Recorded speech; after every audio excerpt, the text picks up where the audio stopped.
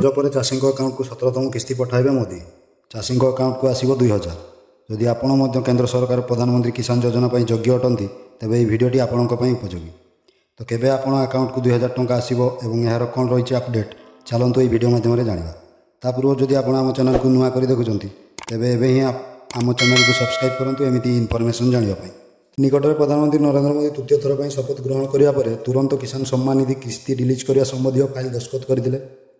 ବର୍ତ୍ତମାନ କିସ୍ତି ଟଙ୍କା କେବେ ଚାଷୀଙ୍କ ଆକାଉଣ୍ଟକୁ ଆସିବ? ଆସନ୍ତା ସପ୍ତାହରେ ପ୍ରଧାନମନ୍ତ୍ରୀ ମୋଦି ଏହି ଯୋଜନା 17ତମ କିସ୍ତି ମୁକ୍ତ କରିବାକୁ ଯାଉଛନ୍ତି। ଏହି ଟଙ୍କା ଜୁନ୍ 18 ମଙ୍ଗଳବାର କୃଷକଙ୍କ ଆକାଉଣ୍ଟକୁ ଜମା ହେବ, ଅର୍ଥାତ୍ ଆଜିଠାରୁ 2 ଦିନ ଅପେକ୍ଷା କରିବା ପରେ ଯୋଗ୍ୟ କୃଷକଙ୍କ ଆକାଉଣ୍ଟକୁ ଟଙ୍କା ଆସିବ।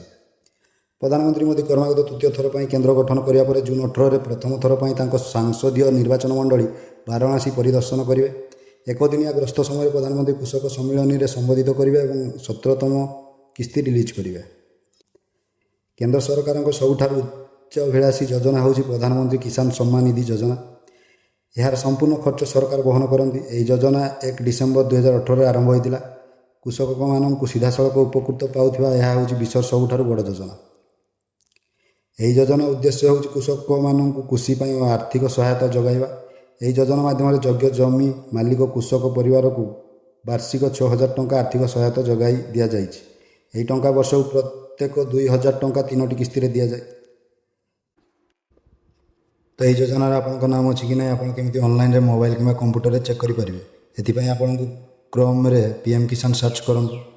ସର୍ଚ୍ଚ କରିସାରିବା ପରେ PM କିଷାନ ସମ୍ମାନ ନିଧି ତା ଉପରେ କ୍ଲିକ୍ କରନ୍ତୁ। ତାପରେ ଆଗକୁ ଟିକେ ସ୍କ୍ରୋଲ୍ କରନ୍ତୁ। ସ୍କ୍ରୋଲ୍ କରିସାରିବା ପରେ ବେନିଫିସିଆରୀ ଲିଷ୍ଟ, ତ ସେଇ ବେନିଫିସିଆରୀ ଲିଷ୍ଟରେ କ୍ଲିକ୍ କରନ୍ତୁ।